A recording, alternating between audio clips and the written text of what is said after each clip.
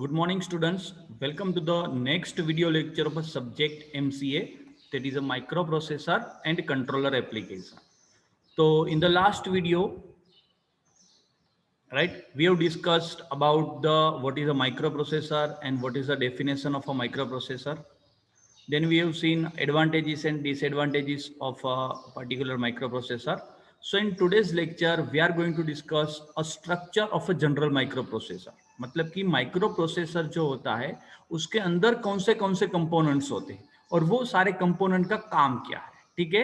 And also we are discussing bus structure of a general purpose microprocessors, right, कि microprocessor में bus क्या होती है और उसका बेसिकली पर्पज क्या होता है.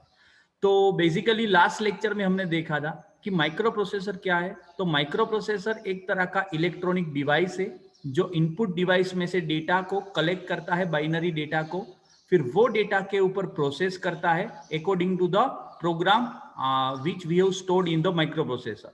फिर वो पर्टिकुलर ऑपरेशन करने के बाद जो रिजल्ट मिलता है वो आपका माइक्रो प्रोसेसर है, वो आउटपुट डिवाइस को सबमिट करता है, ठीक है. तो हमने एसी का एग्जांपल लिया था, उसमें देखा था कि उसके अंदर हमारा इनपुट डिवाइस क्या था, टेम्परेचर सेंसर था. उसमें से डेटा आपका माइक्रो प्रोसेसर कलेक्ट करता था, ठीक है. वो डेटा क्या था, टेम्परेचर का रीडिंग था. फिर वो डेटा के ऊपर वो प्रोसेस करता था, ठीक है, according to the program which we have stored in the microprocessor. Then that process data it is submitting to the output device, and यहाँ पे आउटपुट डिवाइस हमारा क्या था, कंप्रेसर था, ठीक है. तो इसी तरह से आपका माइक्रो प्रोसेसर का बेसिक काम होता है कि इनपुट डिवाइस में से बाइनरी डेटा कलेक्ट करना और उसके ऊपर बेस्ड ऑन प्रोग्राम हमने जो लिखा है, ठीक है, उसके हिसाब से वो डेटा के ऊपर प्रोसेस करना, एंड प्रोसेस्ड आउटपुट होता है, उसको वो आउटपुट डिवाइस को सबमिट करती है, ठीक है. अब बात करते हैं कि प्रोसेसर के अंदर कौन से कंपोनेंट होते हैं. तो जनरली काफी सारे माइक्रो प्रोसेसर से, जब माइक्रो प्रोसेसर इन्वेंट हुआ था, ठीक है, तो उस टाइम पे लो परफॉर्मेंस के माइक्रो प्रोसेसर थे और आज की डेट में काफी high performance micro processor market में अवेलेबल है. लेकिन अगर हम लोग जनरल प्रोसेसर की बात करते हैं तो किसी भी प्रोसेसर के अंदर बेसिकली 3 ब्लॉक्स ऑलवेज होते ही है, ठीक है. और ये 3 ब्लॉक कौन से है, रजिस्टर सेक्शन, दूसरा है arithmetic and logical unit that is called ALU, and तीसरा होता है control unit that is a CU, ठीक है. तो चाहे आप लोग सबसे पुराना माइक्रो प्रोसेसर ले लो या अभी का जो लेटेस्ट माइक्रो प्रोसेसर ले लो, सबके अंदर ये 3 ब्लॉक आपको देखने को मिलेंगे. That is a resistor section, ALU and control unit, ठीक है. अब ये तीनों का काम क्या होता है उसको हम लोग वन बाय वन समझेंगे. इसके अलावा बस स्ट्रक्चर होता है, ठीक है. तो बस स्ट्रक्चर का काम क्या होता है कि हमने बोला कि माइक्रो प्रोसेसर काम कैसे करता है, इनपुट डिवाइस में से वो डेटा को कलेक्ट करता है. तो इनपुट डिवाइस में से डेटा को प्रोसेसर में लाने के लिए हम लोग बस का यूज करते हैं, ठीक है. फिर प्रोसेसर के अंदर वो डेटा के ऊपर प्रोसेसिंग किया जाता है. फिर प्रोसेसिंग करने के बाद जो हमारा रिजल्टेंट डेटा होता है उसको माइक्रो प्रोसेसर आउटपुट डिवाइस में सेंड करता है. तो माइक्रो प्रोसेसर में से आउटपुट डिवाइस में भी डेटा को ले जाने के लिए हम लोग बस का यूज करते हैं, ठीक है. सिमिलरली आप जो प्रोग्राम लिखते हो उसको मेमोरी में स्टोर करते हो, तो ये जो प्रोग्राम होता है उसको प्रोसेसर में लाने के लिए भी हम लोग बस का यूज करते हैं, ठीक है. तो बेसिकली बस क्या है, ठीक है. तो बस is a bunch of wires, ठीक है, यानी कि एक तरह का वायर का बंच होता है जिसमें से डेटा ट्रैवल करते हैं, ठीक है. तो अगर हम लोग बात करते हैं प्रोसेसर बेस्ड सिस्टम की, तो मान लो आपके पास कीबोर्ड है, तो कीबोर्ड का डेटा आपके सीपीयू के मदरबोर्ड में ले जाने के लिए हम लोग जो वायर का बंच यूज करते हैं दैट इज कॉल्ड बस, ठीक है. सिमिलरली आपके सीपीयू के अंदर मेमोरी होती है, जैसे कि रैम हो गया, ठीक है. तो रैम में से डेटा अगर प्रोसेसर में लाना है तो उसके लिए हम लोग जो वायर का बंच यूज करते हैं दैट इज ऑल्सो कॉल्ड बस, ठीक है. तो नॉर्मली आप लोगों ने बस वर्ड देखा होगा कि हम लोग जो ट्रैवलिंग के लिए जो बस यूज करते हैं, ठीक है, GSRTC की जैसे बस हो गई, ST बस, ठीक है. तो उसका भी काम क्या होता है, तो पैसेंजर है उसको एक जगह से दूसरी जगह पे ले जाती है, ठीक है, ये नॉर्मल बस, ठीक है. उसी तरह से कंप्यूटर के अंदर बस का मतलब होता है वायर्स, ठीक है, और उसका काम होता है पैसेंजर की जगह पे डेटा को एक जगह से दूसरी जगह पे ले जाना, ठीक है. तो जैसे नॉर्मल बस है वो पैसेंजर को कैरी करती है, एक लोकेशन से दूसरे लोकेशन पे उसको ट्रांसफर करती है. सिमिलरली कंप्यूटर के अंदर भी आपकी जो बस होती है that is collection of wire, वो क्या करती है, डेटा को एक जगह से दूसरी जगह ले जाती है, ठीक है. और ये 3 तरह की बस होती है, data bus, address bus and control bus. जैसे नॉर्मल बस में भी 3 तरह के लोग बैठते हैं, एक driver, conductor and passenger. Driver है वो पूरी बस को चलाता है, कंडक्टर है वो टिकट देता है, ठीक है, एंड पैसेंजर है वो ट्रैवल करते हैं। सिमिलरली कंप्यूटर के अंदर जो बसेस होती है वो 3 टाइप की बस होती है, address bus, data bus and control bus, ठीक है। अब तो यहाँ पे बेसिकली हमारे पास 6 कंपोनेंट हुए। प्रोसेसर के अंदर 3 कंपोनेंट होते हैं, register, ALU and control unit. And processor में डेटा को ट्रांसफर करने के लिए IO input output device and memory में से बसेस यूज करते हैं, और ये बसेस भी 3 टाइप की होती है, address, data and control bus, ठीक है। अब वन बाय वन ये सारी के सारी जो 6 कंपोनेंट है उसका डिस्क्रिप्शन समझते हैं, ठीक है। तो सबसे पहला है प्रोसेसर के अंदर हमने जो 3 कंपोनेंट डिस्कस किए, that is a resistor, ALU and control unit, उसका काम समझते हैं। अब हमने बोला कि प्रोसेसर आपका जो है वो काम कैसे करता है, इनपुट डिवाइस में से डेटा को कलेक्ट करता है, फिर वो डेटा के ऊपर वो प्रोसेस करता है, ठीक है, फिर वो डेटा प्रोसेस करने के बाद आउटपुट डिवाइस को सबमिट करता है। तो मान लो कोई इनपुट डिवाइस में से प्रोसेसर ने डेटा को कलेक्ट किया, ठीक है, तो ये डेटा है जो प्रोसेसर ने कलेक्ट किया है, डायरेक्टली आपका प्रोसेसर उस डेटा के ऊपर ऑपरेशन परफॉर्म नहीं कर सकता है, तो उसको वो डेटा को टेम्पररी कहीं पे स्टोर करना होता है, ठीक है। तो उसके लिए हम लोग रजिस्टर का यूज करते हैं, इसीलिए हमारा सबसे पहला जो यूनिट है that is a resistor section, ठीक है। तो ये जो रजिस्टर सेक्शन होता है उसके अंदर काफी सारे नंबर ऑफ रजिस्टर्स होते हैं, जिसके अंदर आप लोग टेम्पररी डेटा को स्टोर कर सकते हो, ठीक है। जो डेटा प्रोसेसर ने इनपुट डिवाइस में से फेच किया होता है वो डेटा को रजिस्टर सेक्शन में जो रजिस्टर्स होते हैं उसके अंदर टेम्पररी स्टोर किया जाता है, ठीक है। फिर ये जो डेटा रजिस्टर के अंदर हमने स्टोर किया है वो डेटा जाता है एएलयू के अंदर, ठीक है। तो एएलयू क्या करता है, एरिथमेटिक एंड लॉजिकल ऑपरेशंस को परफॉर्म करता है। इन शॉर्ट आपको जो भी ऑपरेशन परफॉर्म करवाना है प्रोसेसर से, जो भी टास्क करवाना है, वो सारे टास्क करता कौन है, आपका एरिथमेटिक एंड लॉजिकल यूनिट, ठीक है। और उसको टास्क करने के लिए डेटा चाहिए, वो डेटा कहां से आता है, रजिस्टर सेक्शन में से। और रजिस्टर सेक्शन में वो डेटा कहां से आता है, इनपुट डिवाइस में से हमने फेच करके उसको स्टोर किया होता है, ठीक है। तो इस तरीके से आपका रजिस्टर एंड एएलयू काम करता है। अब एएलयू हमने बोला कि सारे ऑपरेशन परफॉर्म करता है, तो उसमें 2 तरह के ऑपरेशंस होते हैं, arithmetic operation and logical operation. तो आगे प्रोग्रामिंग में हम सीखेंगे कि एरिथमेटिक ऑपरेशन मतलब कि एडिशन, सब्ट्रैक्शन, मल्टीप्लिकेशन, डिवीजन, ये सारे ऑपरेशन। लॉजिकल ऑपरेशन मतलब कि आप लोगों ने डिजिटल इलेक्ट्रॉनिक्स में जो गेट्स सीखे थे, एंड गेट, और गेट, नोट गेट, ये सारे लॉजिकल ऑपरेशन बोला जाता है, ठीक है। फिर डेटा को रोटेट करना हो, कंपेयर करना हो, ये सारे लॉजिकल ऑपरेशंस होते हैं, ठीक है। तो बेसिकली प्रोसेसर जो काम करता है उसमें से जो भी काम है वो सारे का सारा एएलयू परफॉर्म करता है। अब एएलयू को पता नहीं होता है कि उसको कौन सा ऑपरेशन परफॉर्म करना है, ठीक है, इसीलिए उसको कंट्रोल यूनिट गाइड करता है। तो कंट्रोल यूनिट बेसिकली क्या करता है, एएलयू को गाइड करता है कि उसको कौन सा ऑपरेशन परफॉर्म करना है, ठीक है, और कौन से डेटा के ऊपर वो ऑपरेशन परफॉर्म करना है। तो बेसिकली रजिस्टर सेक्शन के अंदर हम लोग क्या करते हैं, हमारी जो इनपुट डिवाइस में से हमने जो डेटा फेच किया होता है उसको टेम्पररी रजिस्टर सेक्शन में स्टोर किया जाता है, ठीक है। फिर वो डेटा जाता है एएलयू में, एएलयू वो डेटा के ऊपर बेसिकली ऑपरेशन परफॉर्म करता है, और एएलयू को पता नहीं होता है कि कौन सा ऑपरेशन परफॉर्म करना है, तो कंट्रोल यूनिट उसको बताता है, उसको गाइड करता है कि उसको कौन सा ऑपरेशन परफॉर्म करता है। अब बात आती है कि कंट्रोल यूनिट को कैसे पता होता है कि उसको कौन सा ऑपरेशन परफॉर्म करना है। तो बेसिकली हम लोग क्या करते हैं, हमें प्रोसेसर से जो भी काम निकलवाना है उसको हम लोग एक प्रोग्राम के फॉर्म में उसको सबमिट करते हैं। तो हम लोग क्या करते हैं, हमें प्रोसेसर से जो भी टास्क करवाना है उसका एक कोड लिखते हैं, प्रोग्राम लिखते हैं, और वो प्रोग्राम को हम लोग मेमोरी के अंदर स्टोर करते हैं। और वो प्रोग्राम में नंबर ऑफ इंस्ट्रक्शंस होती है, इंस्ट्रक्शंस यानी कि कमांड। तो लेट से 10 लाइन का प्रोग्राम है तो उसमें 10 अलग अलग टास्क होंगे, 10 अलग अलग कमांड्स होंगे। तो आपका प्रोसेसर कंट्रोल यूनिट क्या करता है, मेमोरी में से 1 बाय 1 एक एक इंस्ट्रक्शन को फेच करता है, ठीक है, बस के द्वारा, ठीक है। और वो इंस्ट्रक्शन आती है हमारे प्रोसेसर के अंदर कंट्रोल यूनिट में, फिर कंट्रोल यूनिट उसको डिकोड करता है, तो उसको ये पता चलता है कि कौन सा ऑपरेशन परफॉर्म करना है, ठीक है। फिर आपका कंट्रोल यूनिट एएलयू को बताता है कि ये ऑपरेशन परफॉर्म करना है और ये डेटा के ऊपर उसको ऑपरेशन परफॉर्म करना है, ठीक है। तो एएलयू वो डेटा रजिस्टर सेक्शन में से लेता है और उसके ऊपर वो ऑपरेशन परफॉर्म करता है, और परफॉर्म करने के बाद जो रिजल्ट होता है उसको बस के थ्रू आउटपुट डिवाइस को सबमिट करता है। तो इस तरीके से आपका register section, ALU and control unit काम करते हैं, ठीक है। अब बात आती है बसेस की, ठीक है।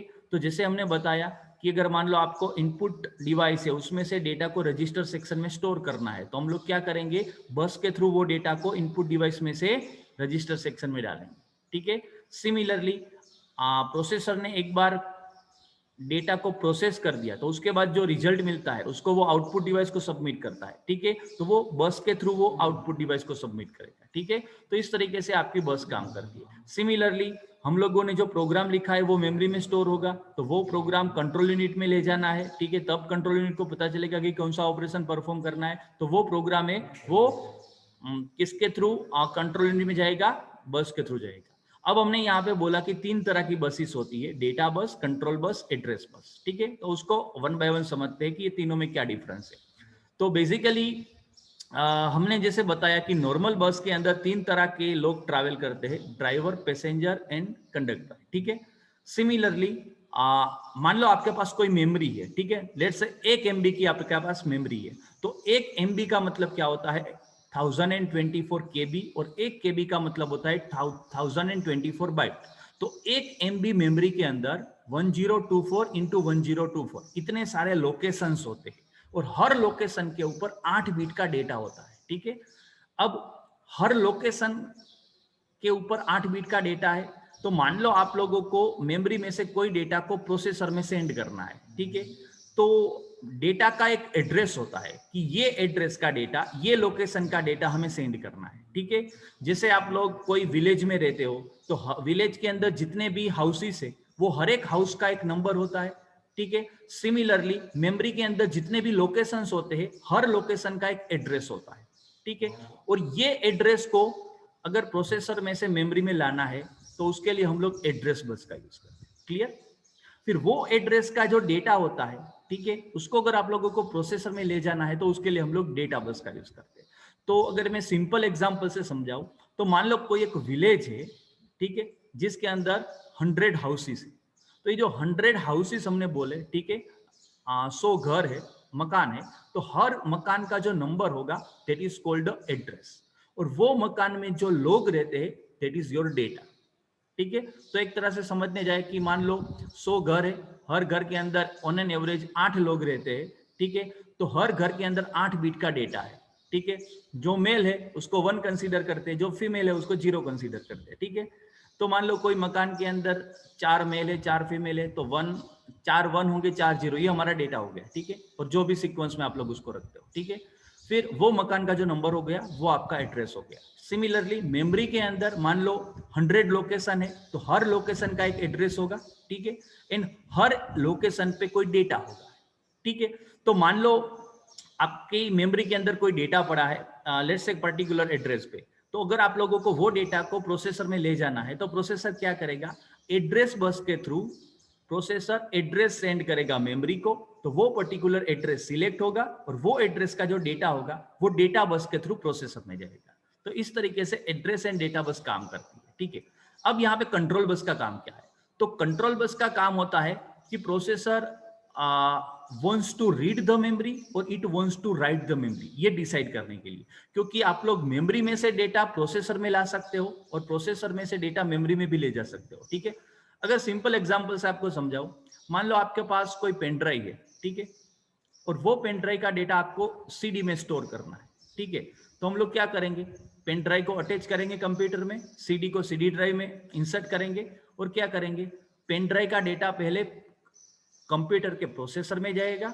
और प्रोसेसर में से वो डेटा सीडी ड्राइव में जाएगा। तो यहाँ पे आपकी पेन ड्राइव भी एक मेमोरी है, सीडी ड्राइव भी एक मेमोरी है, लेकिन पेन ड्राइव जो होगी वो रीड होगी प्रोसेसर के द्वारा और उसका डेटा मेमोरी में से प्रोसेसर में जाएगा, पेन ड्राइव में से प्रोसेसर में।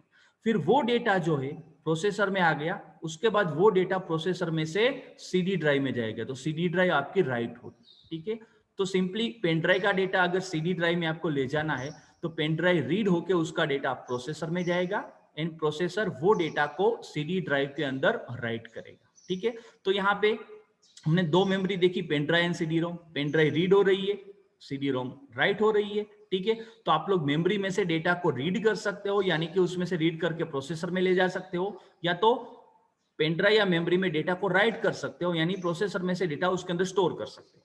तो अब ये डिसाइड करने के लिए कंट्रोल बस दी गई है। तो कंट्रोल बस के अंदर बेसिकली दो तरह के सिग्नल्स होते हैं, एक रीड सिग्नल होता है, एक राइट सिग्नल होता है। तो अगर प्रोसेसर को कोई भी मेमोरी को रीड करना है तो प्रोसेसर क्या करेगी, कंट्रोल बस में रीड सिग्नल को इनेबल करेगी। तो वो रीड सिग्नल जाएगा मेमोरी में, तो वो पर्टिकुलर मेमोरी को पता चलेगा कि प्रोसेसर है वो रीड करना चाहता है। ठीक है, अगर प्रोसेसर को राइट करना है तो वो राइट सिग्नल को इनेबल करेगी कंट्रोल बस में, तो मेमोरी को पता चलेगा कि processor wants to write some data into the memory। ठीक है, तो कंट्रोल बस से बेसिकली अब प्रोसेसर है वो मेमोरी को या फिर आईओ डिवाइस को कमांड सेंड करता है कि प्रोसेसर है वो मेमोरी या आईओ डिवाइस को रीड करना चाहता है या फिर राइट करना चाहता है। ठीक है, इसके अलावा एक और सिग्नल सिग्नल कंट्रोल बस में ट्रैवल करता है, दैट जो चिप सिलेक्ट। तो उससे प्रोसेसर है वो बेसिकली मेमोरी को इनेबल या डिसेबल कर सकता है। ठीक है, तो जब भी प्रोसेसर कोई मेमोरी को डिसेबल कर देता है तो उस मेमोरी में से डेटा को रीड या राइट कुछ भी नहीं कर सकते। ठीक है, तो ये होता है कंट्रोल बस। तो बेसिकली हमने तीन तरह की बस डिस्कस किया, data bus, address bus, control bus. ठीक है, तो डेटा बस क्या होती है, मेमोरी या आईओ डिवाइस में से प्रोसेसर के बीच में डेटा का ट्रांसफर करने के लिए डेटा बस होती है। एड्रेस बस क्या होती है, तो मेमोरी का पर्टिकुलर एड्रेस होता है, उसको ले जाने के लिए बेसिकली हम लोग एड्रेस बस का यूज करते हैं। इन कंट्रोल बस क्या होती है, तो मेमोरी को रीड करना या राइट करना, उसके रिलेटेड जो कमांड सिग्नल्स होते हैं उसको सेंड करने के लिए बेसिकली कमांड कंट्रोल बस होती है। ठीक है, तो बेसिकली हम लोगों ने 6 कंपोनेंट को डिस्कस किया। सबसे पहला रजिस्टर। ठीक है, रजिस्टर का काम क्या होता है वो हमने देखा कि जब भी प्रोसेसर इनपुट डिवाइस में से कोई डेटा को फेच करता है तो वो डेटा रजिस्टर सेक्शन में स्टोर किया जाता है टेम्पररी। ठीक है, दूसरा आता है एएलयू। ठीक है, तो एएलयू क्या करता है, रजिस्टर सेक्शन में से डेटा को लेता है, उसके ऊपर प्रोसेस करता है और प्रोसेस करने के बाद वो रिजल्ट होता है उसको आउटपुट डिवाइस में सबमिट करता है। तीसरा आता है कंट्रोल यूनिट। तो एएलयू को पता नहीं होता है कि कौन सा ऑपरेशन परफॉर्म करना है, तो कंट्रोल यूनिट उसको गाइड करता है। ठीक है, और कंट्रोल यूनिट को कैसे पता चलता है, तो कंट्रोल यूनिट प्रोग्राम मेमोरी में से वन बाय वन एक एक इंस्ट्रक्शन को फेच करता है, फिर उसको डिकोड करता है, तो उसको पता चलता है कि कौन सा ऑपरेशन परफॉर्म करना है। फिर बात आती है तीन तरह की buses, data bus, address bus, control bus. Data bus में डेटा ट्रैवल करता है, एड्रेस बस में मेमोरी का एड्रेस या आईओ डिवाइस का एड्रेस ट्रैवल करता है, एंड कंट्रोल बस के अंदर कंट्रोल सिग्नल ट्रैवल करते हैं कि मेमोरी को रीड करना है या राइट करना है। ठीक है, तो इस तरह से ये पूरा स्ट्रक्चर हुआ कोई भी माइक्रो प्रोसेसर सिस्टम का। ठीक है, अब यहाँ पे डिटेल के अंदर स्ट्रक्चर दिया गया है। तो रजिस्टर सेक्शन में हमने देखा था कि रजिस्टर सेक्शन में रजिस्टर्स होते हैं, तो उसमें कितने कितने टाइप के रजिस्टर होते हैं वो यहाँ पे आप राइट हैंड साइड में देख सकते हो कि टेम्पररी रजिस्टर होता है, एक्यूमुलेटर होता है। ठीक है, इसके अलावा जनरल पर्पस रजिस्टर्स होते हैं, स्टैक पॉइंटर होता है, प्रोग्राम काउंटर्स होता है। ठीक है, तो ये सारे रजिस्टर्स होते हैं। ठीक है, उसको हम लोग आगे जब 8085 का आर्किटेक्चर डिस्कस करेंगे तो उसको हम लोग डिटेल में स्टडी करेंगे कि स्टैक पॉइंटर क्या है, प्रोग्राम काउंटर क्या है, एक्यूमुलेटर क्या है। इन शॉर्ट अभी के लिए आपको इतना याद रखना है कि रजिस्टर सेक्शन जो होता है उसमें काफी सारे रजिस्टर्स होते हैं, जैसे कि temporary register, accumulator, program counter, stack pointer, general purpose register. ठीक है, फिर कंट्रोल यूनिट होता है, उसमें इंस्ट्रक्शन रजिस्टर होता है, इंस्ट्रक्शन डिकोडर होता है। ठीक है, इसके अलावा जो एएलयू है उसके अंदर दो चीजें होती है, एक एएलयू होता है, दूसरा स्टेटस रजिस्टर होता है। ठीक है, और उसके अलावा काफी सारी बसेस आप देख सकते हो, data bus, control bus and address bus. तो ये एक एनहांस्ड बोल सकते हैं कि आपको स्ट्रक्चर दिया है माइक्रो प्रोसेसर का। ठीक है, तो बेसिकली आज के लेक्चर में हमने क्या सीखा, माइक्रो प्रोसेसर बेस्ड सिस्टम जो होती है उसका आर्किटेक्चर कैसा होता है, और उसके आर्किटेक्चर में बेसिकली 6 कंपोनेंट होते हैं, register section, ALU, control unit, इन 3 बसेस होती है, data bus, control bus, address bus. और ये सभी के सभी 6 कंपोनेंट का बेसिक काम क्या होता है, पर्पस क्या होता है, वो हमने सीखा। ठीक है, तो आई होप सबको आज का कंटेंट अच्छी तरह से समझ में आ गया होगा। तो एग्जाम में आपको ऐसे भी पूछा जा सकता है कि write a short note on bus structure of a microprocessor based system, तो आपको इस तीनों बस को डिटेल में एक्सप्लेन करना है, या फिर structure of a micro processor, तो भी आपको ये 6 कंपोनेंट को डिटेल में समझाना है। ठीक है, तो आज का जो आपका असाइनमेंट का क्वेश्चन है वो ये है कि write a short note on structure of a micro processor and discuss in detail each and every component. ठीक है, तो ये जो 6 कंपोनेंट हमने सीखे सभी को आपको डिटेल में डिस्कस करना है। ठीक है, is a assignment of today's lecture. ठीक है, तो नेक्स्ट वीडियो में मिलते हैं जिसमें हम लोग पर्टिकुलरली 8085 माइक्रो प्रोसेसर स्टार्ट करेंगे। तो अभी तक हमने जितना भी सीखा वो एक जनरल प्रोसेसर के रिलेटेड सीखा था। अब पर्टिकुलरली आपके सिलेबस में 8085 माइक्रो प्रोसेसर को डिटेल में सीखना है, तो नेक्स्ट लेक्चर से हम लोग 8085 के ऊपर फोकस करेंगे कि उसका आर्किटेक्चर कैसा होता है, उसमें कितनी कितनी पिंस होती है, उसमें ये डेटा बस है कितनी, तो डेटा बस में कितने वायर्स होते हैं, एड्रेस बस में कितने वायर्स होते हैं, कंट्रोल बस में कितने वायर्स होते हैं। ठीक है, फिर कितने रजिस्टर्स होते हैं। ठीक है, एएलयू कैसा काम करता है, कंट्रोल यूनिट के अंदर क्या दिया जाता है, ये सारी चीज़ों को हम लोग डिटेल में स्टडी करेंगे with respect to 8085 microprocessor. ठीक है, तो नेक्स्ट वीडियो में मिलते हैं। ठीक है, तब तक आपको ये होमवर्क लिख के गूगल क्लासरूम में सबमिट करना है। Thank you so much.